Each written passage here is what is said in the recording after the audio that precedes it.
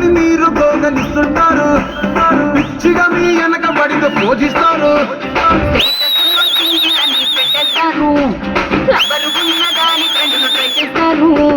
నడిచినన్ని రోజులు నడిపిస్తూనే ఉంటారు. అబ్బాయిను చూపి వేరే పెళ్లి చేసుకుంటారు. నడిచినన్ని రోజులు నడిపిస్తూనే ఉంటారు. అబ్బాయిను చూపి వేరే పెళ్లి చేసుకుంటారు. ఎట్టి కోరల్ల చేసి ఆడిపిస్తారు.